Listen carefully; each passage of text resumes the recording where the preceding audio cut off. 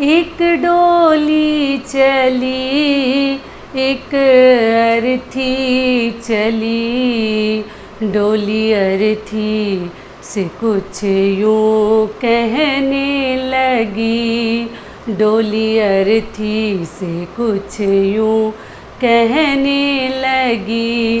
रास्ता तूने मेरा क्यों ये खोटा किया, सामने से चली जा तू ओ दिल जली, सामने से चली जा तू ओ दिल जली। नमस्कार दोस्तों, मैं हूं ममता तिवारी और आप सभी का स्वागत करती हूं मेरे चैनल ममताज वे में। कैसे हैं आप सब, तो ये बताने के लिए कमेंट बॉक्स में हमेशा की तरह जय माता दी ज़रूर लिखिएगा। तो चलिए आज हम इस वीडियो में जानेंगे कि एक अच्छी ननद कैसे बने। भाभी अच्छी बनने के लिए तो मैं वीडियो डाल चुकी हूँ, फिर आप लोग का डिमांड आया था कि दीदी एक अच्छी ननद कैसे बने, इसके लिए वीडियो ज़रूर बनाइएगा। तो इसी के ऊपर आज का हमारा वीडियो है। इसके लिए मैं आपके साथ 7 टिप्स 7 नियम थोड़ा सा शेयर करूंगी, तो आप बने रहिए मेरे साथ मेरे चैनल पर। अगर आपको मेरा वीडियो पसंद आता है तो प्लीज़ आप मेरे चैनल को सब्सक्राइब कर दीजिएगा, बेल आइकन को प्रेस कर दीजिएगा, जिससे मेरे वीडियो के नए नोटिफिकेशन आप लोगों के पास सबसे पहले पहुँचे। तो चलिए शुरू करते हैं कि वो 7 नियम जो बड़े महत्वपूर्ण नियम हैं वो क्या हैं, क्योंकि एक अच्छी ननद भी बनना इतना आसान नहीं है। भाभी तो बनना आसान तो नहीं है, लेकिन एक अच्छी ननद भी बनना आसान नहीं है, क्योंकि जब भाभी के मायके वाले ना ज़्यादा दोष ननद और सास को ही देते हैं, और इधर जो है ससुराल में जितने दोष हैं एक भाभी के ऊपर ही लगा दिए जाते हैं। सबके घर में ऐसा नहीं होता है। देखिए, आप लोग दिल पर हर बात को मत लीजिएगा, सबके लिए ये वीडियो नहीं है। जो अच्छे हैं वो ऑलरेडी अच्छे हैं, लेकिन जो ऐसा करते हैं या जो नहीं जानते थे वो थोड़ा सा ध्यान दीजिएगा। अगर गलतियां करती हैं तो छोड़ दीजिएगा। अगर आप इन छोटी छोटी बातों का ध्यान नहीं रखती हैं तो आगे से प्लीज़ कृपया ध्यान रखिएगा। एक अच्छी ननद बनना भी बहुत ज़रूरी है, क्योंकि ननद लोगों का भी थोड़ा सा बदनामी है कि ननद ये करवा दी, ऐसे बहू को रहने नहीं दे रही है, ऐसे लड़ाई हो रहा है, ऐसे झगड़े हो रहे हैं। तो वैसा हमें नहीं बननी है। तो उस बदनामी से बचने के लिए कौन से हमें 7 नियम ज़रूर करने चाहिए कि हम एक अच्छी ननद बन पाएँ। तो सबसे पहला नियम हमारा क्या है कि अच्छी ननद की सबसे बड़ी खूबी होती है, थोड़ा सा समझने वाली बातें हैं, कि हमें मायके के किसी भी पंगे में नहीं पड़ना है। वो किसी भी तरह का लड़ाई हो, झगड़ा हो, बातचीत हो, भाई भाई का हो, माँ पिताजी का हो, पिताजी और भाई का हो, हमें बुरा बनना ही नहीं है। हमें कभी नहीं बनना है। थोड़ा बहुत जहाँ ज़रूरत पड़े थोड़ा सा सुलझाने की कोशिश कीजिए। कहीं पिताजी को भी समझाना है तो समझा दीजिए, कहीं भाई को भी समझाना है समझा सकती हैं, कहीं भाभी को भी समझाना है तो समझा सकती हैं, लेकिन झगड़े में हमें नहीं पड़नी है। किसी भी तरह का बात विवाद हो, वो छोटा ही क्यों ना हो, अपने आप को ना साइड रखिए, क्योंकि लड़कियां मायके के झगड़े में पड़े ये आपके लिए जो बोलते हैं ना हानिकारक है, आपके लिए लाभदायक जीवन में नहीं हो सकता है, जो कि मैं एक वीडियो में बता चुकी हूँ। बहुत सारे लोगों को पसंद भी आया है। तो इसलिए लड़कियां सबके लिए लड़कियां होती हैं, सबकी प्यारी होती हैं। उन लड़कियों को मायके के किसी भी विवाद में पड़ने की कोई ज़रूरत नहीं है। उससे जो है कुछ वहाँ जो होगा सो तो होगा ही, आप बुरा बन जाइएगा। तो किस लिए पढ़ना, वहाँ पर समझदारी से काम लीजिए। भाई आपका झगड़ा है, आप लोग देख लो, जहाँ थोड़ा बहुत आपसे कहीं कुछ अच्छा हो जाए कोशिश कीजिए, लेकिन झगड़े से बिल्कुल दूर रहनी है आपको। नहीं तो बदनामी छोड़ के कहीं आपको ना जैसे भलाई नहीं मिल सकता। कोई ये नहीं कर सकता कि उनकी वजह से ये अच्छा हो गया, बहुत कम, 100 में 2-4%। तो इसीलिए लड़कियों को एकदम दूर रहना है। अगर एक अच्छी ननद, एक अच्छी लड़की अपने मायके के लिए बनकर रहना चाहती हैं, इसके लिए आपको इस बात का ध्यान रखनी चाहिए और थोड़ा सा सावधानी बरतनी चाहिए। तो ये हो गया हमारा पहला नियम। दूसरा नियम क्या है कि ननद एक ऐसी चीज़ है ना, बड़ा लाडली होती हैं नंदे, जो माँ की भी लाडली होती हैं। वैसी भाभी है, भाभी ननद का अगर वैसा रिश्ता है तो सबकी वो प्यारी बन के रहती है। और जो अकेली ननद होती है वो तो सबकी लाडली होती है। 2-4 भाई में अगर एक बहन है तो सबकी लाडली और प्यारी होती है। तो देखिए, लाडला और प्यारा जो आप अपनी जगह पे हैं अच्छी बात है, रहिए। लेकिन लाडली का मतलब ऐसा नहीं है कि हम जो चाहेंगे वही करेंगे और वही करवाएंगे और वही आप लोग हमें दीजिए। ऐसा कभी आपको अपनी ज़ुबान नहीं खोलनी चाहिए। थोड़ा सा समझदारी से काम लीजिए। अगर कोई आपको कुछ मतलब मान लीजिए कुछ दिया और आपको पसंद नहीं आया, तो आपको वहाँ पे ना जैसे तू में नहीं करनी चाहिए। गंभीरता से काम लीजिए, समझदारी से काम लीजिए। किसी के देने से ना आज तक कोई करोड़पति नहीं बना है। जो हमारे भाग्य में लिखा है ना वो हमें मिल के रहेगा, वो हमें मिलता है। तो अपने ऊपर भरोसा कीजिए, अपने ऊपर निर्भर रहिए, डिपेंडेंट रहिए। ऐसा ना कि मायके वाले लाद के दे देंगे ना तो हम बड़े करोड़पति हो जाएंगे, कभी नहीं। माँ बाप के अच्छा घर ढूंढने से लड़कियां सुख नहीं करती हैं। और माँ बाप अगर एक जंगल में भी बिठा देते हैं ना, और अगर आपके भाग्य में सुख लिखा है तो वो मिल के रहेगा। लेकिन एक एक माँ बाप ले जाके बहुत बड़े राजा और करोड़पति के घर में बैठा देते हैं, और अगर हमारी किस्मत में सुख नहीं लिखा है तो हमें कभी नहीं सुख मिल सकता, इतना जान लीजिए। तो किस्मत की ही रोटी खानी पड़ती है, कोई भरोसा करे या ना करे। तो इसलिए अगर मान लीजिए भाई भौजाई हो, माँ बाप हो, अगर कुछ देते हैं, आप अकेली हैं, लाडली हैं, तो इसका मतलब ऐसा नहीं कि आप लोग मुझे इतनी रेंज का सामान दे रहे हैं, यही दे रहे हैं, ऐसा आपको कभी नहीं बोलनी चाहिए। जो दिया उसके पीछे का आप उसका श्रद्धा देखिए ना, प्यार देखिए ना।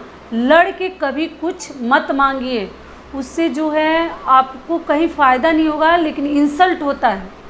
इसलिए कभी भी मुंह मत खोलिए कि नहीं ये तो मुझे 5,000 की साड़ी चाहिए, ये तो आप 2,000 की दे दी, ये तो मुझे सूट पीस इतने का सूट चाहिए और आप तो ऐसा दे दी। ऐसा कभी आपको तू में नहीं करनी चाहिए। बड़ा हल्कापन इससे लड़कियों का हो जाता है। तो इसलिए हल्का मत बनिए, कभी हल्का मत बनिए। तो ये हो गया हमारा दूसरा नियम कि कभी अपना मुंह मत खोलिए। कोई कुछ भी दे देता है उसको लेकर खुशी से वापस आ जाइए। जिसको देना होगा खुद ही अच्छा देगा आपको। मुंह मत खोलिए, जुबान मत खोलिए, जिससे कि हमारा इंसल्ट हो, हमारे पति का भी साथ में इंसल्ट हो, और हमारा तो जो होगा सो होगा ही। तो ये हो गया हमारा दूसरा नियम। तीसरा नियम क्या है कि अपनी ससुराल की बातें, बहुत जो गहराई वाली बातें हैं, मतलब छुपी हुई बातें हैं, मायके में नहीं कहनी चाहिए। माँ से थोड़ा बहुत लड़कियां कह देती हैं, बहुत सारी बातें हैं, लेकिन बाकी लोगों से मत कहिए।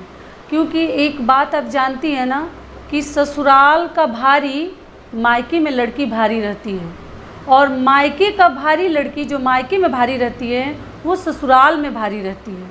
तो इसलिए कहीं की बात कहीं मत पहुंचाइए जल्दी से। यहाँ अगर आप भारी रहिएगा तो मायके में भी आपका आदर सम्मान होगा, इज्जत होगा, भाभी करे या माँ करे या और भी लोग करे।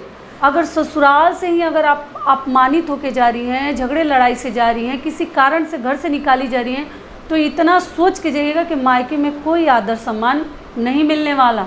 तो इसलिए ससुराल का भारी मायके में भारी, और मायके में अगर माँ बाप ना पूछे, भाई भौजाई ना पूछे, तो ससुराल में भी आपको कोई वैसा मतलब इम्पोर्टेंस नहीं देगा। वैसा आपका मतलब जो बोलते हैं ना, वैसा भारी अपने ही बन के रह पाइएगा।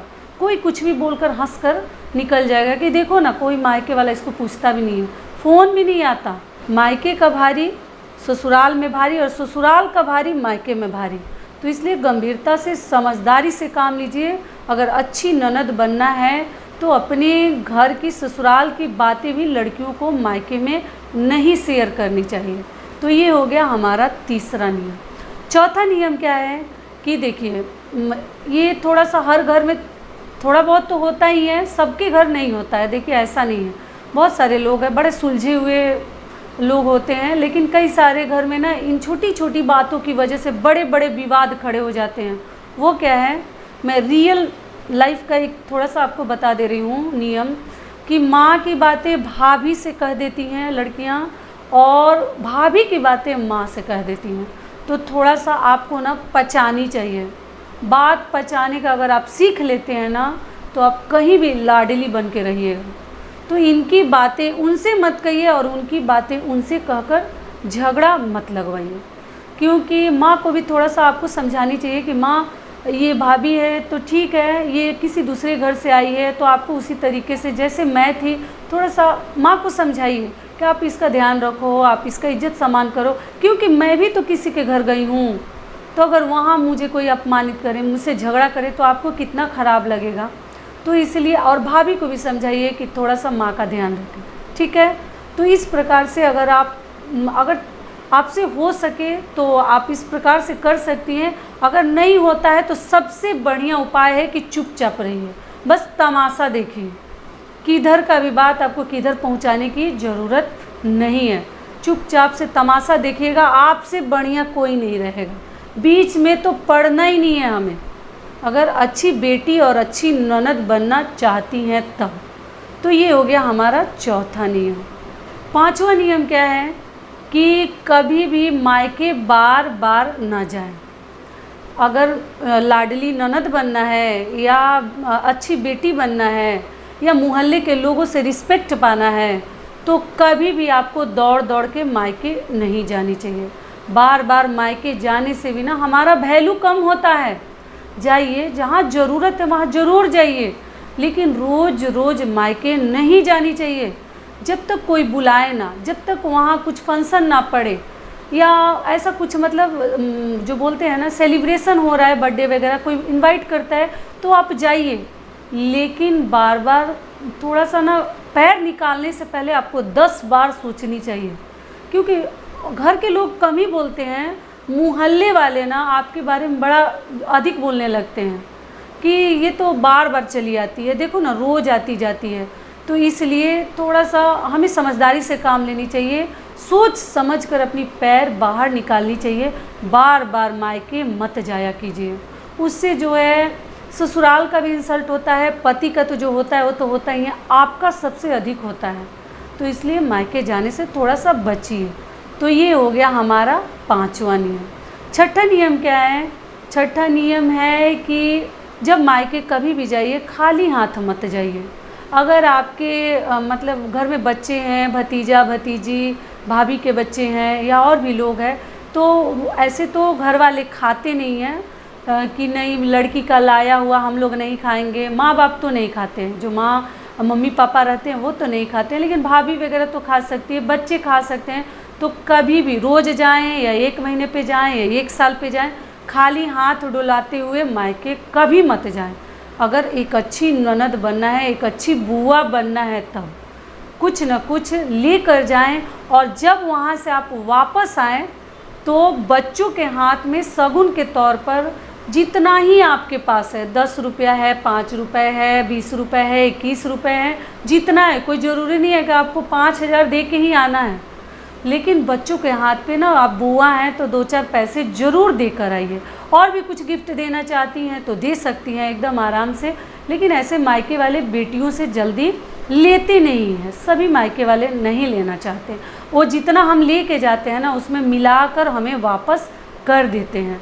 तो हमारे मायके जाने में घर वालों के ज़्यादा खर्चा हो जाते हैं।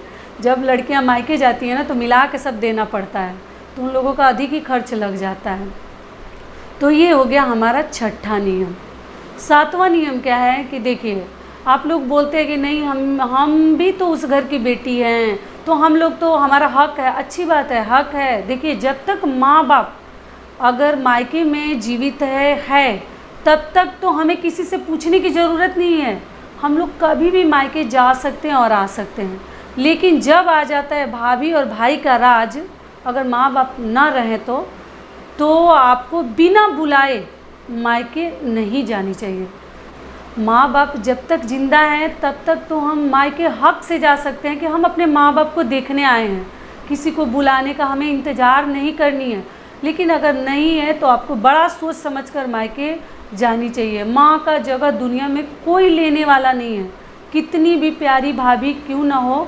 देखिए, सब लोग वैसा नहीं है, बहुत सारी भाभियाँ भी बहुत अच्छी हैं, लेकिन लड़कियों को थोड़ा सोच समझकर अपनी कदम बाहर निकालनी चाहिए। पति की बात ज़रूर मानिए, अगर मना करते हैं कि मायके मत जाओ तो आपको जल्दी से नहीं जानी चाहिए, ठीक है। तो ये हो गया हमारा 7वां नियम। तो यही हमारे कुल 7 नियम थे जो मैंने आपके साथ शेयर कर दिया। आशा करती हूँ, उम्मीद करती हूँ कि इस वीडियो से जितनी लड़कियाँ हैं थोड़ा सा उनको ज़रूर लाभ मिलेगा।